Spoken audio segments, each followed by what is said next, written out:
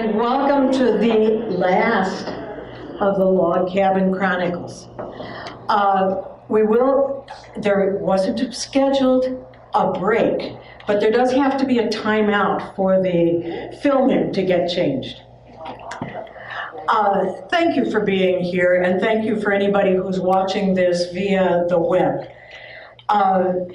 As I begin, I want to recognize how much help I have gotten from our archivists. Jane Bellman and the other archivists, congregational and provincial, have just been an immense help to me, not only for this, but in all of the work I'm doing on the history of the Sisters of St. Joseph in the US, which is a great deal of fun. So, thank you, and I hope that you know how important it is. And applause is for you other archivists who may hear this as well. So, today, we're starting to talk about going beyond our cultural boundaries. The first of the Sisters of St. Joseph to go outside were the Baden sisters. In 1926, they went to China. 4 sisters to the prefecture of Yuanling. Now, I'm not an expert on that pronunciation. Within a year, they had to flee the communists in that village. This was, as far as I can tell, the very first of Mao's incursions and attempts at a revolution. So, what did the Baden congregation do when two of their sisters had gotten very ill? 2 of their sisters who got as far as the village where they were to be had to flee. They sent 4 more, which I just think is a wonderful thing. In 1928, the next congregation to send sisters outside the continental United States was Brentwood. In 1930, they went to Puerto Rico. And then, of course, there may be others in between. By 1938, Carondelet to Hawaii. So what now with Hawaii?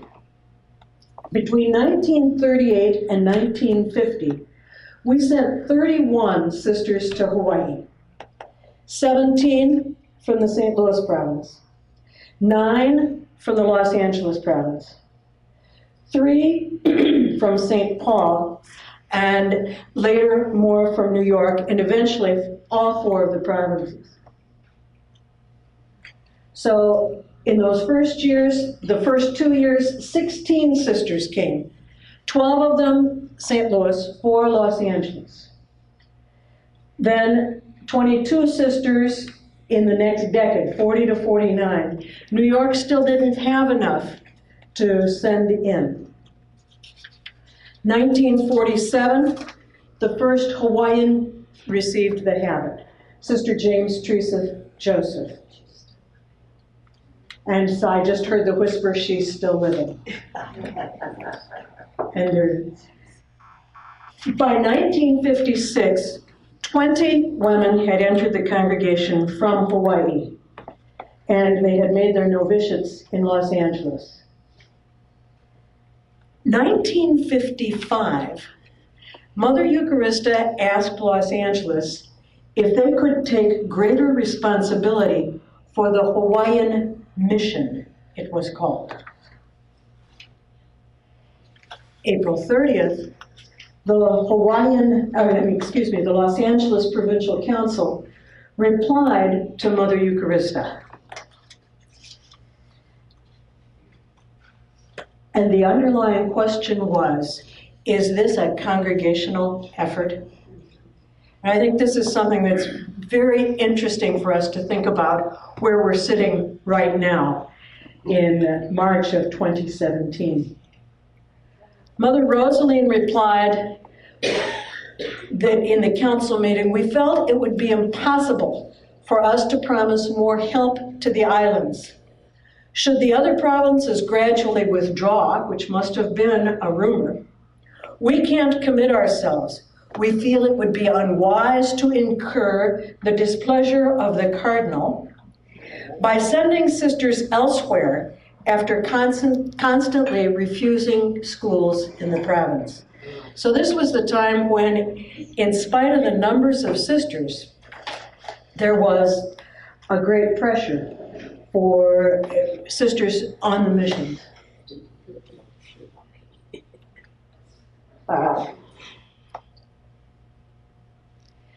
Sister Rosaline continues, in discussing the matter with the council, it was brought out that the Los Angeles province had nothing to do with the taking of the Hawaiian mission,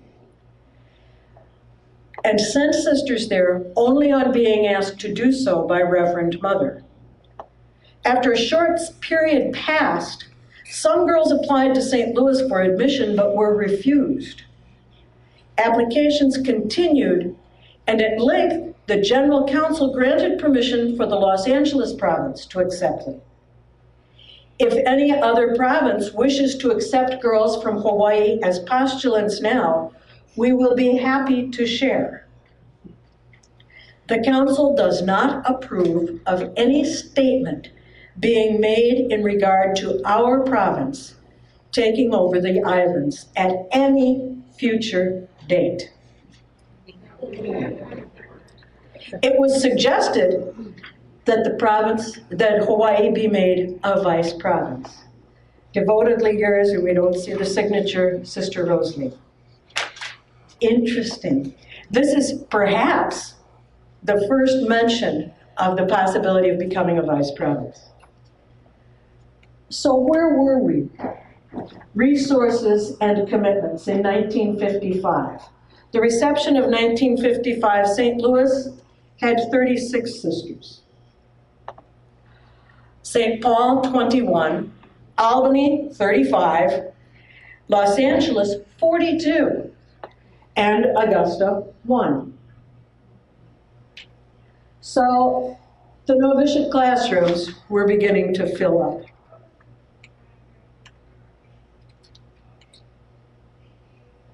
In 1956, Hawaii received the status of vice province, and Sister Regina Catherine Brandt was the first vice provincial. Now, called to serve another neighbor. Some of you were around in these days as all of this was getting started. But consider what it was for both sides, facing the wounds of war and division. There are things that we simply cannot forget.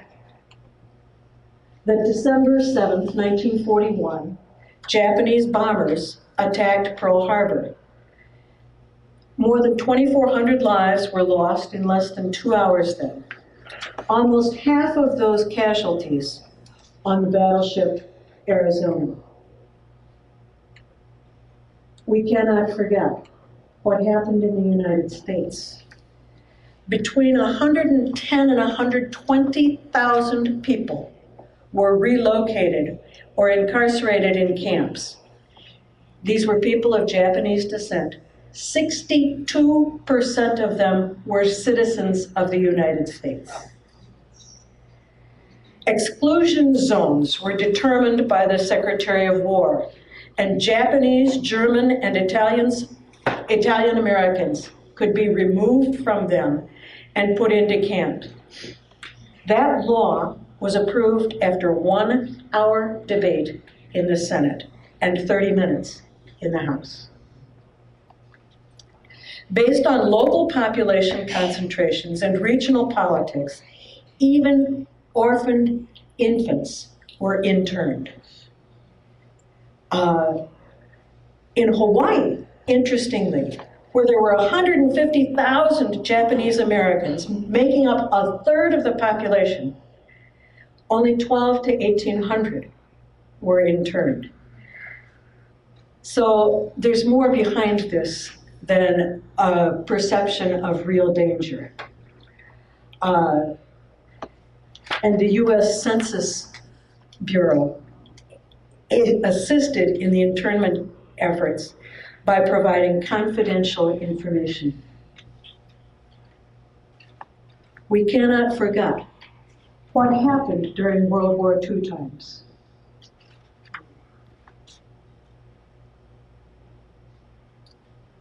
The camps.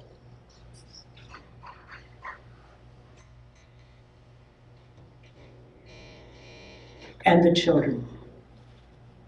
You cannot forget that on August 6, 1945, the United States dropped the atomic bomb on Hiroshima, and August 9th on Nagasaki. At least 129,000 people died. Of course, it was the only use of nuclear weapons in history. Nagasaki at the time was the center of Catholicism in Japan. 10,000 Catholics, 10% of the Catholic faithful of the country died in the attack. The cathedral was rebuilt in 1959. And then the war came to an end.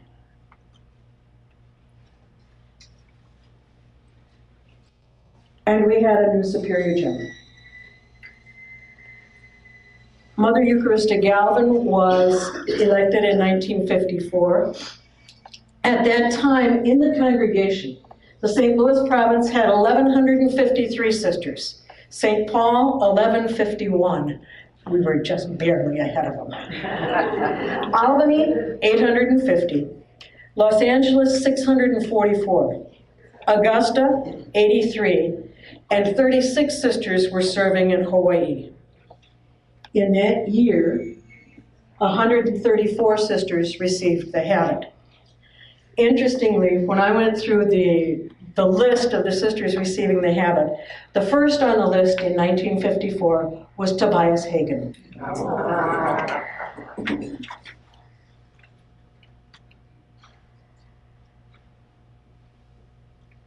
Mother Eucharista wrote to the provincials, "The time has come when we are strongly advised to enter the foreign mission field. The Church realizes that it is asking us to give out of our necessity and not out of our surplus.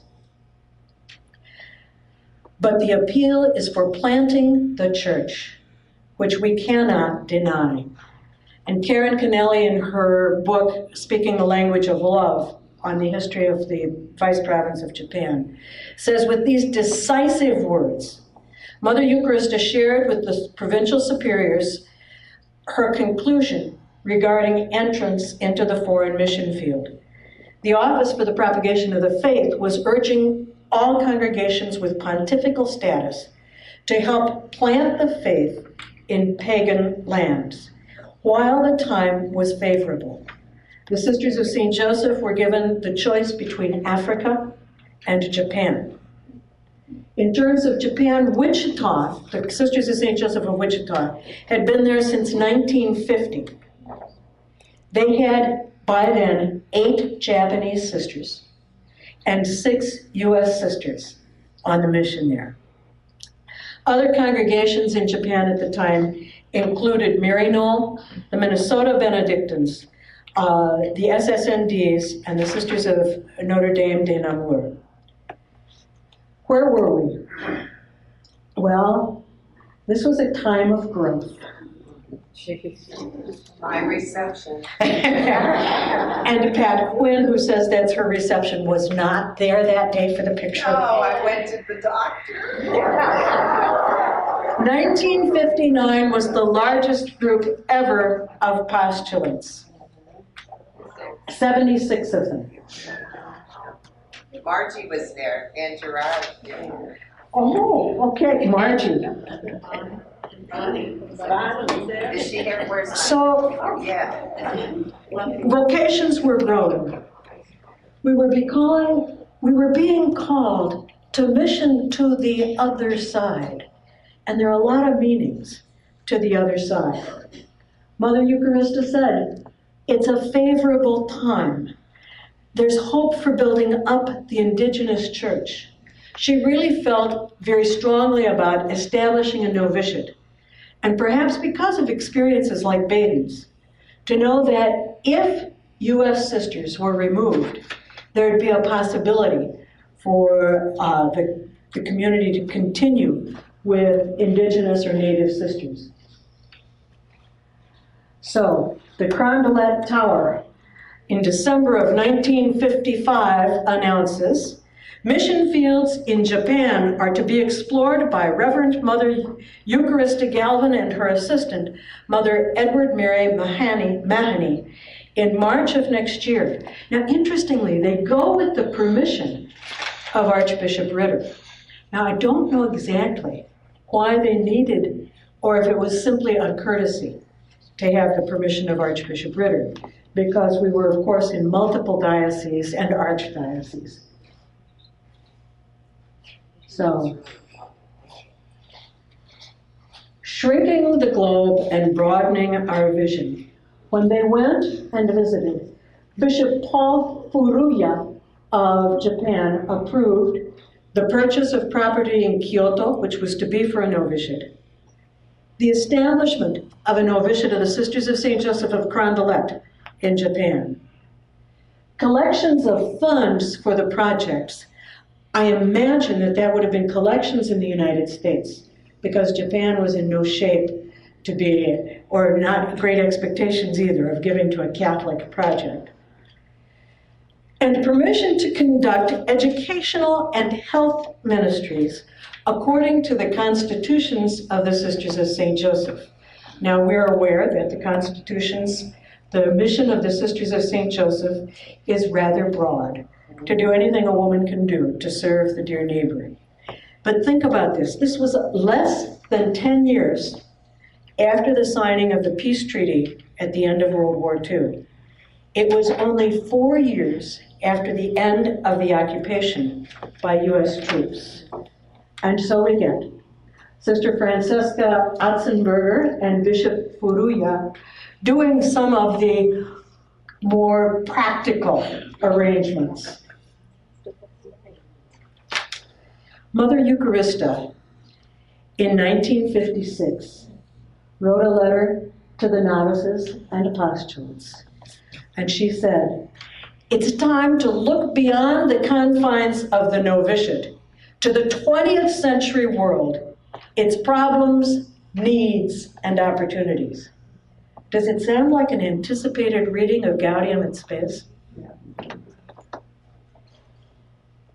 See the vast apostolate of the Sisters of St. Joseph throughout the world. Emulate Mother St. John Fontbonne, whose zeal reached to every need of the church. And so what did we do? July 24th, 1956, a date about which some of the sisters here were talking earlier.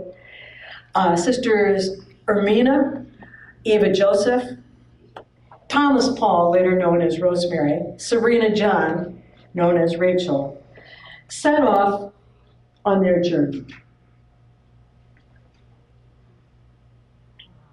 This was 5,681 miles from St. Louis to Tokyo, just about 1,000 more than our 1836 missioners made from Lyon to St. Louis all those years before. Sister Eucharista wrote a letter for these sisters to read on the boat. They had 2 weeks, so it could be a long letter. She said, "Dear Sister Ermina and community, while you are enjoying your 2 weeks sea voyage, I hope you will have time to think along with me about your mission and its importance to the congregation and to the people of Japan. You are planting a new branch of the community in a foreign country, the first since the one planted by that little band of sisters who ventured from France to America. Those sisters undertook a transplanting in America, which has grown into a mighty tree. At present, there are over 4,000 Sisters of St. Joseph of Crondelet and over 12,000 in offshoots of that congregation." She goes on, a branch which stops sending forth new growth becomes less productive and eventually dies. No matter how much our work is needed in our homeland, if we settle down to physically comfortable but enervating surroundings in a spiritually frustrating environment, some of us may become spiritually imperturbable and unproductive. What a great concept that we have to remain perturbable. Spiritually perturbable. We love our little institute too much to allow that to happen. And so, over those years, we began with a great number of sisters. Kathleen Stack, Barbara Mary Sanborn, Mary Patrice Coyne, Mary Jerome Mulligan, Marie Smith, Mary Daniel Hayes, Frances Xavier Shimol Suma, Angela Marie Nagai, Phyllis Matten, Mary Regis Heffron, Mary Claire Shibata, Ann Michael Kubara, and so many more. They exchanged letters. Now, Sister Eucharista did a thing that archivists will bow down before her for. She asked every community to write a weekly letter. Eventually, I think it became monthly, back to the Generalate to talk about their, every mission community, about what was going on. So we have a wonderful trove of information. They were read to us in the division. This must be just about the first letter from Eucharista back to the sisters, because it's September and they left in August. Dear Sister Ermina and sisters, we enjoyed your letter and I wanted to share it with the provinces. They will enjoy the description of your streetcar and taxi rides. I didn't look those up. Let me know what you need and I'll send out some hints before Christmas. It's pretty quick, isn't it? I mean, really. Sister Marie Patrice and Sister Elizabeth Thomas, just to be sure there's more of the world, seem to be enjoying their days in Italy before school begins at Regina Mundi. This would have been part of the preparation of sisters in the sister formation program and so on. Now, this news is not to be relayed to the other sisters. We are sending Sister Kathleen Joseph from Honolulu to you next year. That's Kathleen Stack. Yeah. She goes on. Just a little newsy thing. Two African sisters, missionaries, called on me, people that I knew in St. Paul called on me the other day, came to pick up a donation, which they did. Now they had heard that some of our sisters went to Japan, and they would like us to send sisters to Uganda. 1956 is when the idea first came up. Well, we did. I have not written to our provincials, or I fear their patience would be sorely tried as they try to fill vacancies which were unanticipated.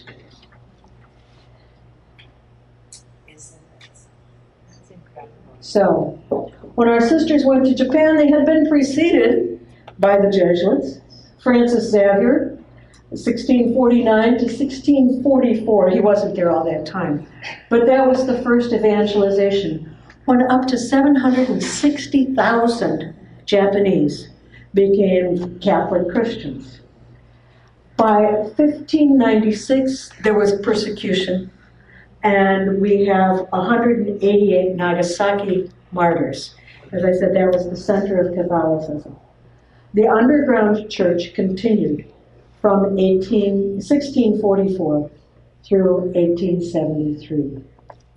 So this is, that I translated this for you in case you couldn't read the speaking the language of love. When the sisters went, they had the help of Catherine Kagami. She was a student at Mount St. Mary's, Japanese born, and they worked things out for her to be able to travel with the sisters to Japan so that they would have a bilingual person with them, helping them. When they went, Mother Eucharista told Sister Ermina, who was the oldest of the group, she was 44, not to worry so much about language, but pretty soon she realized that she really needed it. But what they learned on the mission, the mission life teaches dependence and interdependence. We've got a Mary Noller sitting right back there who knows this quite well. There's a camaraderie among missioners that's unlike anything in your home country. Our sisters could depend not only on the Wichita Sisters of St. Joseph, but the Mary Nollers, the Sisters of Charity. Anybody who was there was ready to help. Ready to help them get beyond the culture shock, everything that was so new, so difficult, so different.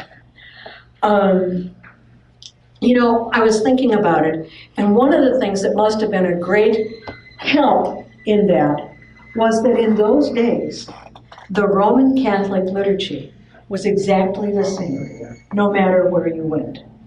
If you were in Japan, or East Timor, or St. Louis, you still said et cum spiritu tuo.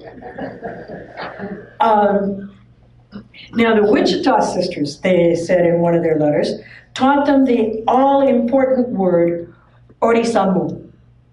Orisamu is what you say on the bus when you have to get off. And it can be a trick. So orisamu is very important. In spite of that, they say, one sister trying to get off, orisamuing to her best, lost her veil on the way. But the hope was, of course, for an indigenous church and for adaptation and acceptance. In 1959, the first four sisters were joined by not just Kathleen Stack, but also Jerome Mulligan, Ruth Bloom, Barbara Mary Sanborn, and Marie Smith. So this is how many we had by 59. Now, an interesting note that Karen Kennelly put in is that the habits, the pieces of the habits for the sisters came from the four provinces. Therefore, there were slight differences. The band might have been from one province, the this, the that from different provinces. But I think part of Mother Eucharista's genius in her sending our sisters to a foreign place was to send one sister from each province. Because same as we are, each province had its slight differences. And everyone had been well trained in the novitiate that this is the correct way to do it, to be it, to dress it as a sister of St. Joseph. And they met others who had a different, correct way to do it, to be it, to dress it as a sister of St. Joseph. And so they had to begin to learn how to do it the best way in their contemporary circumstances. And so, the indigenous sisters came, novices and postulants. And what a great symbol of the indigenous church. Sisters Mary Veronica and Rose Helen with Bishop Furuya. So crossing cultural divides. And how did they do it? With teenagers for teachers. Because our major work in Japan was the school. Our sisters had been recruited for the Diocese of Kyoto. Bishop Furuya wanted schools. His belief was that schools would put missionaries in in contact with people of various ages daily in a way no parish ever could. He had a school for boys in Kyoto, and the SSNDs and the Sisters of Charity had schools for girls. But there was no school for girls in the Mie prefecture. A prefecture is sort of like a province or a state. And so the Maryknollers were looking at that as a place to concentrate their ministry. That's the fathers. And so, the fathers and brothers. So for the Sisters of St. Joseph to go there looked like a good idea. The local government of the Mie province, which is where Tsu is, also approved the project.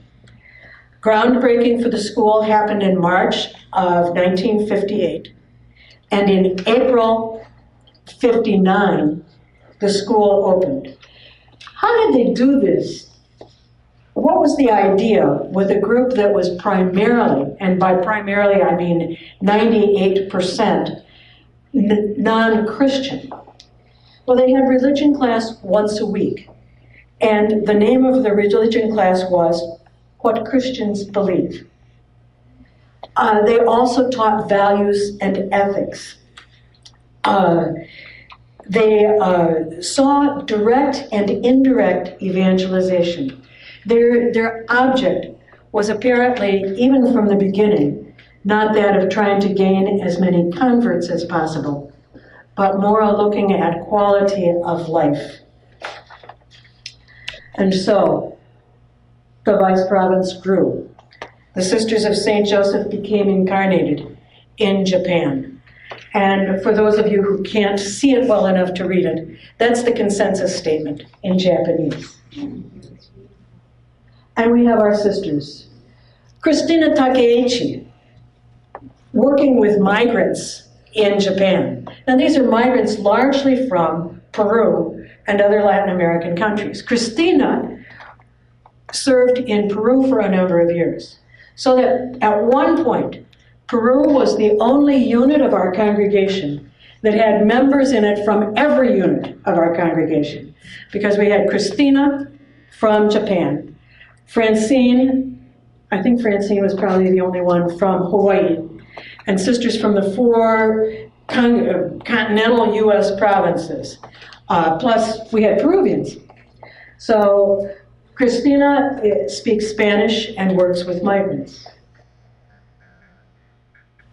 We have Francesca.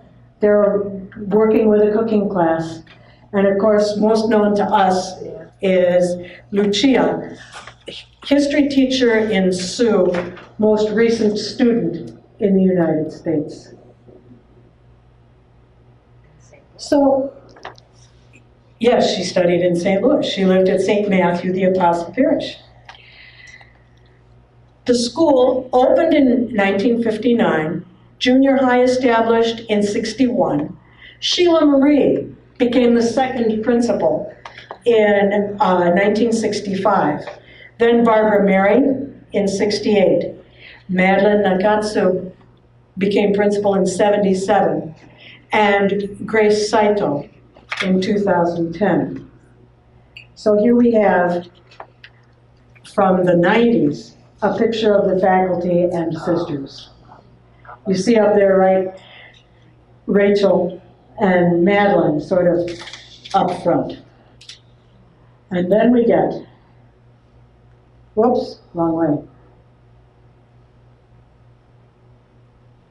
to the 60s.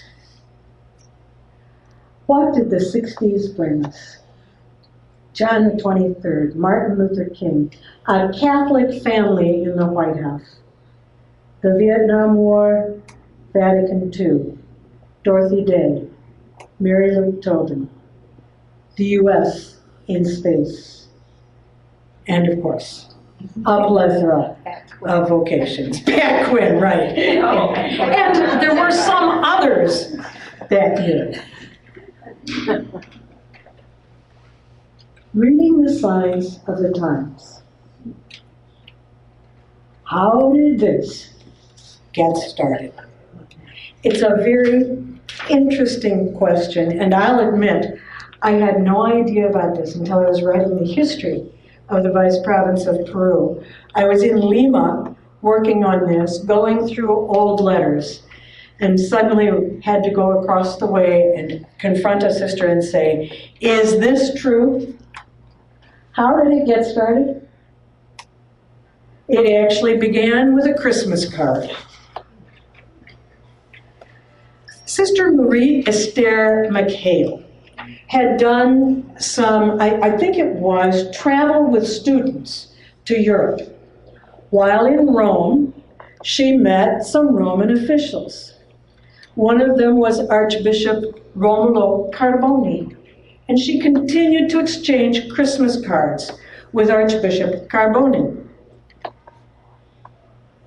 She writes to him in the very early 60s and says, "Our congregation is considering a mission to Latin America." By this time, Carboni is the apostolic nuncio to Peru. Carboni says, "How can I get in contact with your superior general?"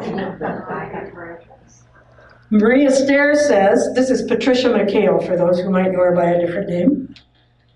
Maria Stair says, "You know Mother Eucharista.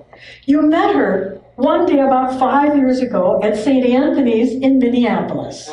You were visiting, and it was the only day in 5 years that Mother Eucharista stopped at that parish. It must be God's will."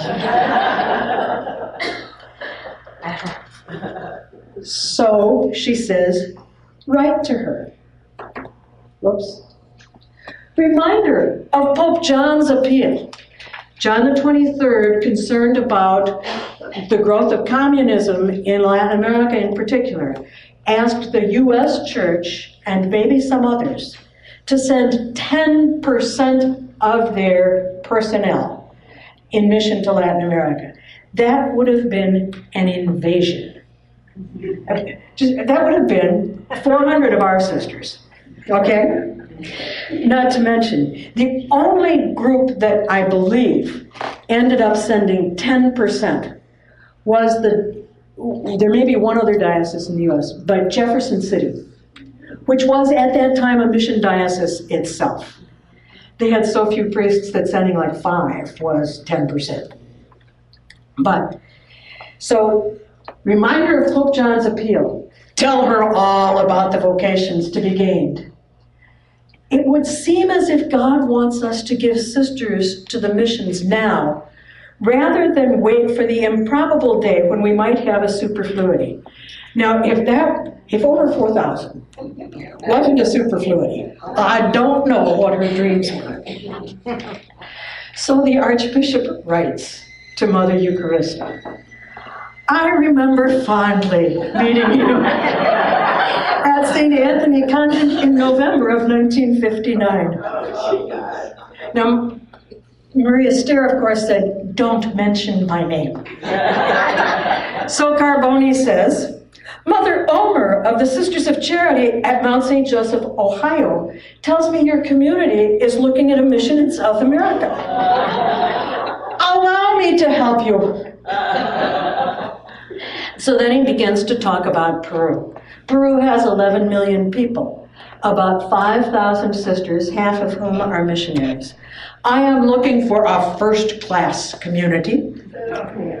There are 7,000 people for each priest in Peru." And he goes on with tales of the people's piety and how devotedly Catholic they are, how a priest arrives on horseback and the people kneel in the streets and kiss his hand. He goes, for a name like Carboni, he sure sounds Irish.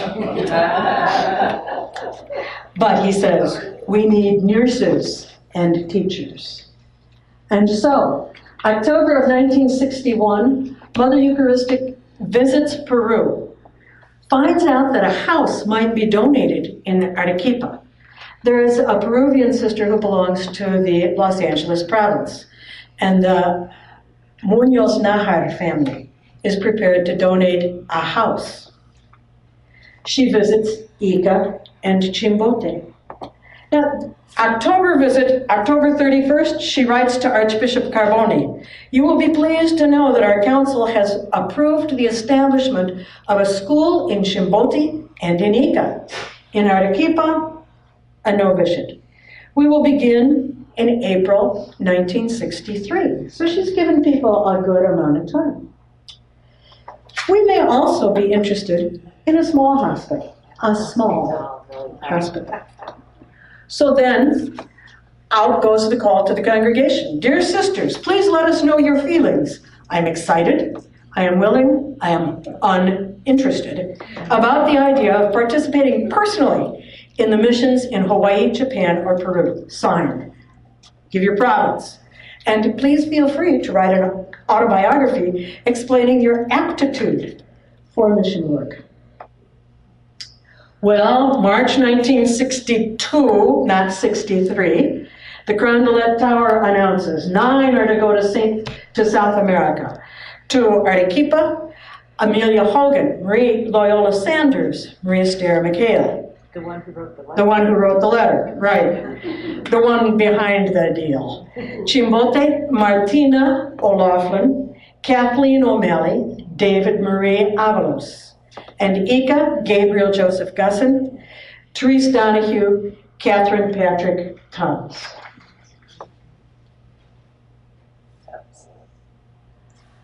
Archbishop Carboni to Mother Eucharistia in February of that year.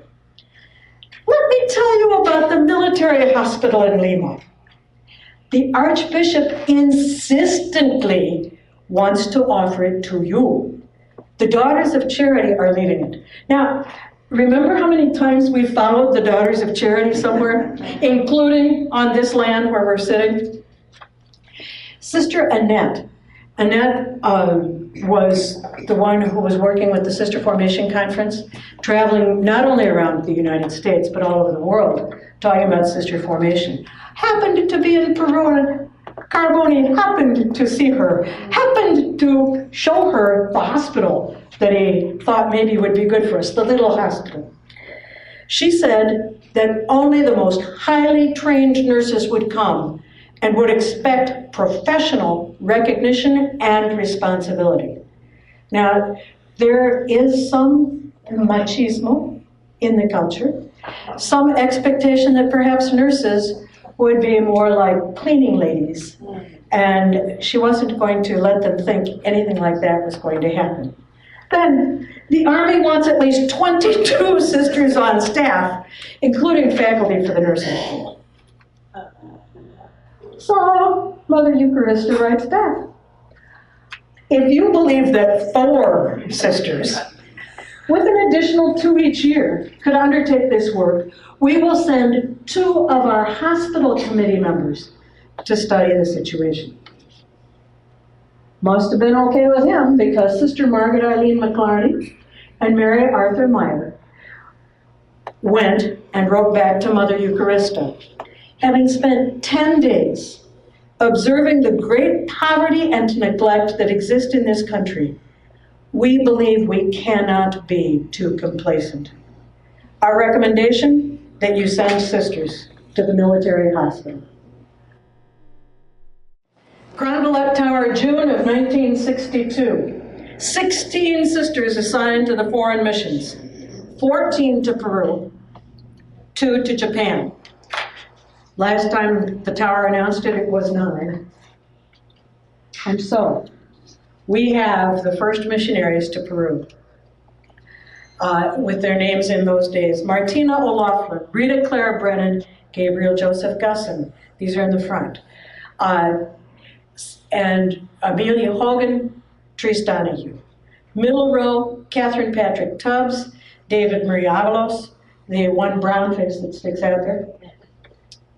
Kathleen O'Malley, Richard Clare O'Brien. The back row, Jean Therese Diamond, Maria Stare McHale, Candida Freitas, Marie Loyola Sanders, and Mary Arthur Meyer. 1963, they numbered 19. This was the little hospital where our sisters did do nursing instruction, took over the nursing school, as well as some of the floor nursing. It was clearly very institutional. And this was part of the tension that began to grow up. Because the sisters saw the extreme poverty of the people. Where were they really called to be in mission? And so eventually, they moved out into areas of greater poverty. For those who don't recognize her, this is a picture of Gabriel Gusson a few days before she died. Our sisters began to share the people's pain. And that's Maria Stair McHale standing in front of the house where Gabriel died. I think Maria Stair, Patricia, was very traumatized by that. You know, there's an incredible letter that she wrote back here about being next to Gabriel's coffin as they were still going through aftershocks. Maria Stair had planned to be with Gabriel that day at that retreat house, but for some reason did not go for a day of reflection. And that was when Gabriel died.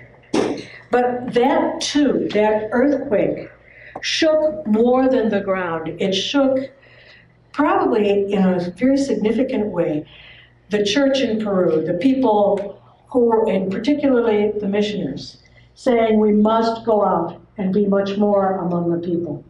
So one of the first parts of our congregation to do that were Eileen O'Loughlin and Mary Kay Cottonsteady, who, if you don't recognize her, is right there.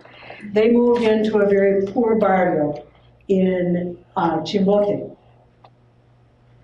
and ministered to the people not in the official school setting. And so we planted roots. That tree that Mother Eucharista talked about had its roots growing in Peru. This is Maria Rubina's final vow ceremony up in Mo. And Heno's back. Oh, did you, was Hano there? Right Oh, there. my God. I don't think that's Hano. You don't think so? No.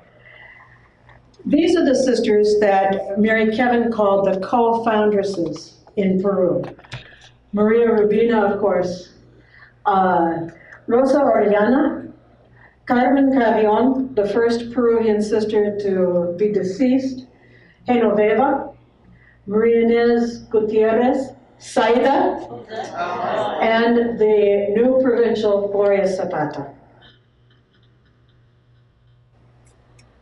The changes happened. Changes in dress, residences, ministries. By 1973, here we have the Peruvian vice province. At this point, Gladys Lee is a novice, as is Lasti. Francine, you can look at that later and see who all you recognize, but there are a lot of known faces there. With Joan Marie as a visitor in the front row next to Kathleen O'Malley, and on the other side, Margaret Collins and Maria Rubina on the end. And Fahey, yeah. The earthquake of 2001 wasn't enough to stop classes in Tacna. And our Bricks for Tacna projects continued and helped them rebuild. So we had the House of Formation, full to the brim. And where have we come? Starting with that kitchen, the journey.